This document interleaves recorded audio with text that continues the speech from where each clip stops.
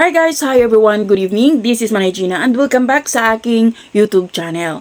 So guys, another mini vlog for today's video at ang ating pag-uusapan ay walang iba kung hindi si Ken Soson. Guys, kasi nga, grabe ang bars ngayon kay Ken. Nabasa ko yung mga ng bars. Grabe talaga. Grabe, ganito na ba talaga yung mga bashers? Alam mo yung naghahanap sila ng pwede nilang isabi o pwede nilang i-bash doon sa isang tao. Alam mo yung may pera si Ken? Nag-i-enjoy siya kung ano yung gusto niyang gawin. Kung may nilagay man siya sa ngipin niya, problema ba yun? Hindi naman yun big deal. Kasi nga 'di ba, ang ibang international artist nga, meron naman mas malala pa. Bakit si Ken hindi ba pwede? Guys, ito ha, tandaan natin na merong dalawang persona si Ken dito sa industry, dito sa music industry. Si Philip yung maangas siya, si Ken yung sa SB19 siya.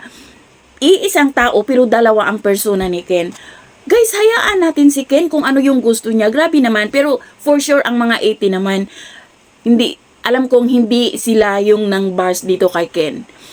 Siguro, meron lang talagang mga taong gustong may masabi o gustong pabagsakin si Ken. Kasi alam naman natin na sikat ang grupo ng SB19. Siyempre gagawa sila ng mga bagay na ikasisira ng SB19. Pero ang solid 18, alam kong hindi yan magagawa kasi alam naman natin na mahal ng 18 ang SB19 at palagi nilang sinasabi talaga yan every time mag-concert sila, kung saan man sila magpunta, palagi talagang nire-recognize ng SB19 ang 18. Di ba?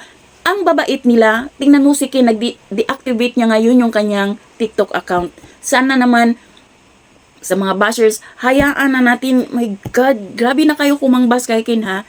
Sobra na. Kaya please lang, tama na at hayaan natin siya kung saan siya masaya. May pera naman niya yung ginastos niya.